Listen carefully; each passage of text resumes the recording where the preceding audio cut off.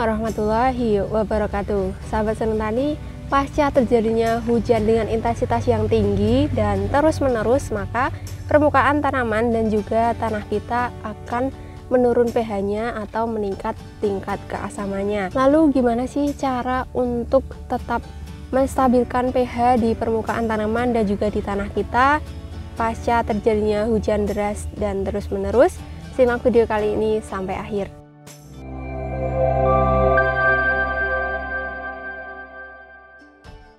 Oke, sahabat Seneng Tani semua, kembali lagi di channel Seneng Tani bersama saya Titis. Semoga Anda tetap senang untuk menjadi petani dan semoga sahabat Seneng Tani semua sehat selalu, dilancarkan rezekinya dan tentunya tetap semangat untuk bertani. Gimana nih, apakah di daerah sahabat Seneng Tani semua sudah sering terjadi hujan setiap hari?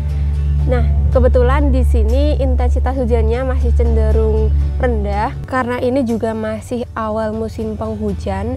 Dan tentunya lama-kelamaan semakin tinggi intensitas hujannya, kita harus mengantisipasi hal tersebut karena terjadinya hujan deras dan terus-menerus ini bisa menurunkan pH baik itu di permukaan tanaman kita ataupun di tanah lahan kita. Jika sebelumnya kita sudah membahas mengenai bagaimana cara untuk meningkatkan pH di tanah kita melalui pengaplikasian dolomit, tapi setelah terjadi hujan terus-menerus ini juga bisa meningkatkan keasaman di permukaan tanaman kita.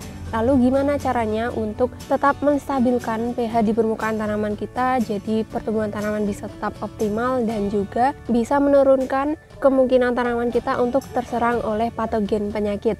Nah, jadi caranya adalah dengan penyepraian atau pengocoran pupuk yang mengandung kalsium. Contohnya yaitu di sini kami ada Kalha dengan kandungan kalsium dan asam humat. Selain itu di sini juga tertulis bahwa ada kandungan unsur hara mikro berupa mangan. Jadi pada pupuk Kalha ini kandungan yang paling banyak adalah kalsium berupa kalsium oksida sebanyak 37% dan juga kalsium karbonat 54%, sedangkan unsur hara mikro mangan ada 0,68% dan dilengkapi dengan asam humat sebanyak 7%. Jadi 2 in 1-nya di sini ada kalsium dan juga asam humat. Nah, kalsium dan asam humat ini menjadi dua bahan yang sangat berperan penting dalam menstabilkan pH permukaan tanaman dan juga tanah kita, karena seperti yang kita tahu melalui pengaplikasian dolomit yang mengandung kalsium itu bisa meningkatkan pH tanah. Nah, dengan pengaplikasian Kalha, karena Kalha ini bisa kita semprotkan ke permukaan tanaman, ini juga tentunya bisa menurunkan tingkat keasaman di permukaan tanaman kita pasca terjadinya hujan.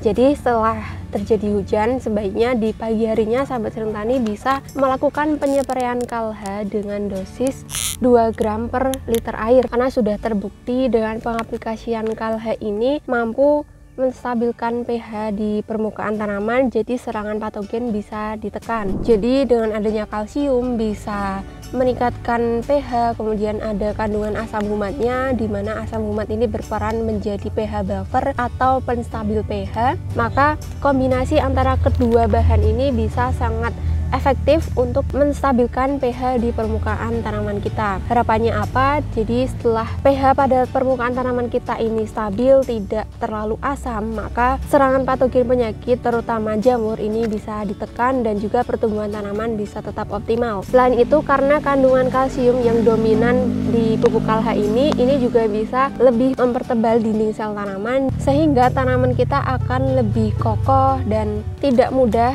terdampak oleh serangan patogen ataupun hama. Selain itu, kalsium juga bisa untuk memacu pertumbuhan serabut akar pada tanaman, jadi penyerapan unsur hara dan juga penyerapan airnya lebih maksimal. Kemudian kalsium juga bisa mencegah kerontokan pada tanaman, baik itu kerontokan daun ataupun kerontokan bunga atau buah. Jadi biasanya jika sahabat Seneng Tani sering mengalami kendala baik itu kerontokan daun, bunga atau buah saat musim penghujan, maka bisa diatasi dengan penyepraian Kalha.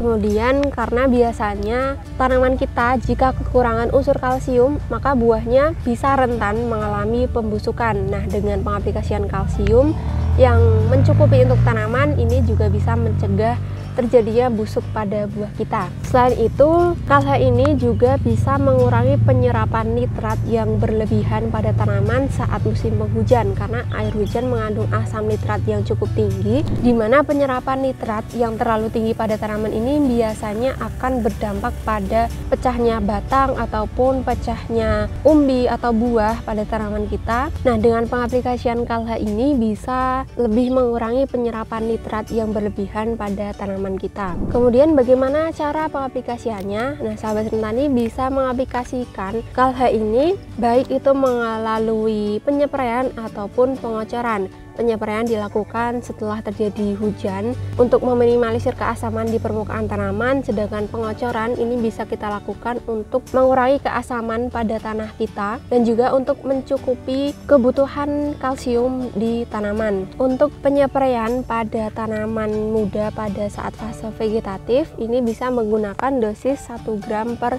liter air. Kemudian saat memasuki fase generatif ini bisa ditambahkan dosisnya menjadi 2-4 gram per liter air, atau setelah terjadi hujan ini bisa disemprotkan juga menggunakan dosis 2 gram per liter air. Kemudian untuk pengocoran ini bisa diaplikasikan mulai 5 hari setelah pindah tanam dengan dosis 4-5 gram per liter air, atau bisa juga dicampurkan dengan pupuk. Untuk pengocoran di sini sudah tertulis untuk campuran pupuk kocoran disarankan untuk mengimbangi aplikasi pupuk nitrat, yaitu dengan mencampurkan 50 gram KALH untuk 1 kg pupuk yang mengandung nitrat. Kemudian di sini juga sudah tertulis bagaimana pengaplikasian untuk tanaman padi. Untuk mengendalikan asam-asaman pada padi bisa disemprotkan pada bagian bawah batang dengan konsentrasi 2 gram per liter air. Jadi itu adalah bagaimana cara pengaplikasian KALH yang tepat untuk bisa menjaga supaya pH di permukaan tanaman dan juga pH di tanah kita bisa tetap optimal, tidak terlalu drop pasca terjadinya hujan deras secara terus-menerus. Dengan kandungan kalsium dan asam humatnya, KALH sudah terbukti efektif untuk mencegah keasaman yang terlalu berlebihan pada permukaan tanaman dan juga tanah kita, sehingga pertumbuhan tanaman bisa tetap optimal dan juga mencegah serangan patogen penyakit terutama saat musim penghujan. Semoga video kali ini bermanfaat, dan jika dirasa bermanfaat silahkan untuk di-share ke teman-teman yang lain. Jangan lupa like, komen, dan subscribe supaya tidak ketinggalan informasi dari kami selanjutnya. Terima kasih yang sudah menyaksikan video kami dan juga sudah subscribe dan mendukung channel ini untuk berkembang. Semoga sahabat Seneng Tani sehat selalu, dilancarkan rezekinya, dan tetap semangat untuk bertani. Terima kasih, sampai jumpa di video-video kami selanjutnya. Wassalamualaikum warahmatullahi wabarakatuh.